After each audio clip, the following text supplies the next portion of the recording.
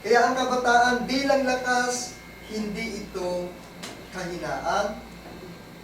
Ang mga kabataan ay magaling maging instrumento bilang isang inspirasyon. Kaya maatutuwa ko, nakakatuwa akong tignan kapag may mga kabataan na tayong kasamang dumadalo dito dahil sila sa sarili nila, tinatanggap nila at gusto nilang maging isang magandang ehemplo. Sana maging ilaw kayo sa iba. Hindi kayo ang maimpluwensyahan ng kamunduhan. Cultivate love and respect. Sana umayon po tayo sa atin dito. Colossians 3:18-21 na kung saan itinuturo sa bawat isa sa atin. Para sa asawang babae o sa mga babae, para sa mga lalaki, para sa mga anak, para sa mga ama. Mga babae, pasakop kayo sa inyong asawa gaya ng nararapat sa Panginoon. Uso pa ba yan, brother? Hindi po ba ang mga babae na ngayon ang nambubugbog sa lalaki? Aray ko. Okay? Nakakatuwa nga po eh. Isa nakikita natin sa Facebook, no? Batak-batukan yung lalaki, ng asawang lalaki. Kung paano batak-batukan ng asawang babaeng asawang lalaki ngayon. Abay talaga kung ako lalaki, hindi na ako mag-aasawa po. E trauma ako. Dahil ayokong mapapahiya ako, sinasaktan ako. Kaya nga po kung hindi nag-asawa na mas matalino sa akin. Dahil sigurado, naku po, hindi naman po lahat ng babae. Yung mga babaeng Kristiyano, ay hindi naman po talaga ganito. Okay?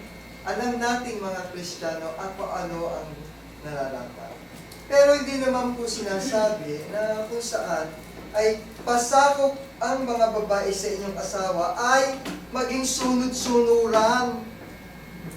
Hindi po ito ibig sabihin dito. Hindi rin po sinasabi na kung saan ay ang pagpapasakop ay ang pagiging mababa o walang halaga. Ang nais pong ipakita sa Colossians 18 na kung saan kinakailangan daw po ang babae ay magkaroon ng respeto o paggalang at pakikipagtulungan sa kanyang asawang lalaki. Nagagawa po ba natin yun? Ay, oo! Lagi ko tinutulungan yung mister ko na sa gawain bahay. Naghahanap buhay nga ako para meron. Hindi lang po sa ganun. Yung respeto po, bilang kabiyak, hindi yung Tamadeo! Nagkugas ka ng hindi po ganun naman na yung mga salita po, yung respeto yung sinasabi natin na napagod naman si Mahal, kunti naman himas o konting lambing. Walang trabaho yung asawa, ganun na lang po ituloy. Huwag naman po ganun. Yung po tinatawag ditong pagpapasako ay yung kinakailang paggalang at pakikipagtulungan.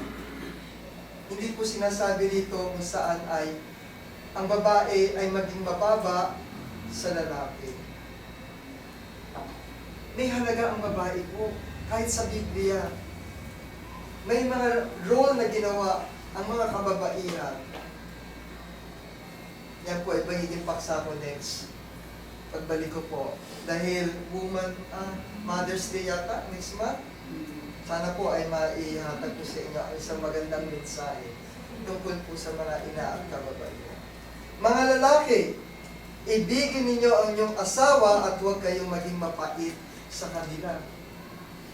Para ito po sa mga asawang lalaki, hindi po sinabing anakan ng iyakan ang inyong mga asawa. Ang sabi po rito, ibigin. Ang utos sa lalaki ay malinaw. Mahalin ang asawa, may malasakit at sakripisyo, hindi malahas o mapag-abuso. At lalo tigit sa lahat, pahalagahan ang damdamin ng babae. Ito'y naisipan natin ipaiwatig ng Colossians. Kaya mapalad kayo pagka mga asawa niyo po ay never ka tinatch o tinapik dahil sa galit. Kaswerte. Swerte ka kapag ang asawa mong lalaki ay umuwi sa oras, nagmamadaling makauwi dahil miss na miss ka. Isasabayan ka sa pagkain mo dahil alam niyang nagluto ka. Kasarap po yung pakiramdam na gano'n. Swerte ka kapag yung asawa mong lalaki ay nagre-remit pa ng pera. Sahod niya ng kompleto, walang bawas, ha? Dinideclare pati overtime. Tsaka yung kanyang mga part-time. Ba't tatahimik ang ating kapatid sa likod?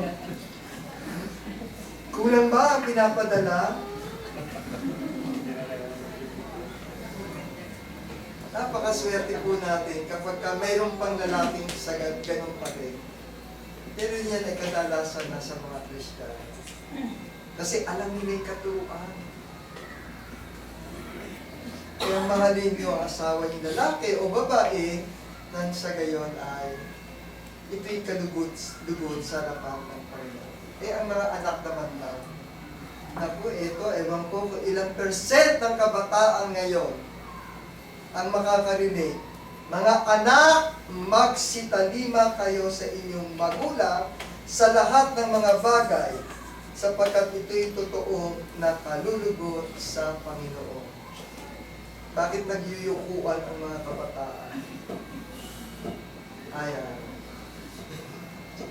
Bakit napapangiti? Kayo ba'y naging masunog din sa inyong mga magulang?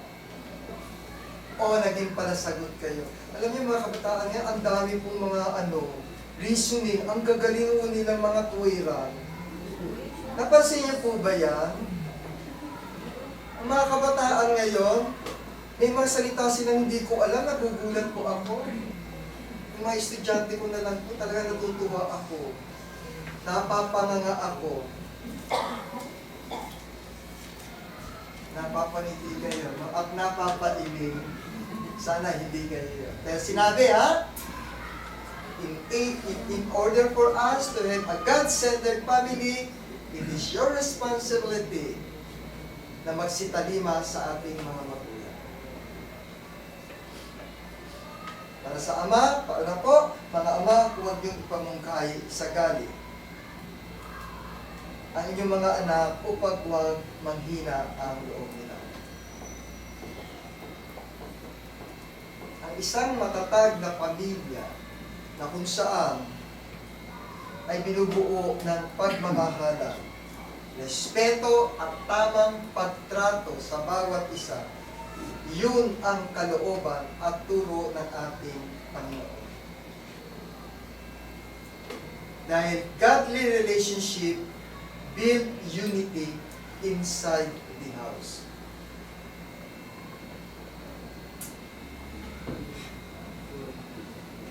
At paumanhin niyo po at mahaba ang konti ang ating sermon. Ako po ay ganado sa araw na ito. Dahil mahabang araw ang tinustos ko pag-aaral ko nito, dahil nais ko pong maging isang gabay na magamit ng bawat pamilya upang magkaroon tayo ng tinatawag ng God-centered family. Remove worldly influences. Naku po, akalam ko ito ay mahirap gawin. Pero mayroon pag-uutos na dapat natin isagawa, isabuhay. Romans 12:2, malinaw sinasabi po rito. Huwag kayong magsiayon sa sanlibutan ito, kundi mag-iba kayo sa pamamagitan ng pagbabago ng inyong pag-iisip upang mapatunayan ninyo kung alin ang mabuti at kaaya-aya at lubos. Sundan pa po natin. Sa 1 John 2:15,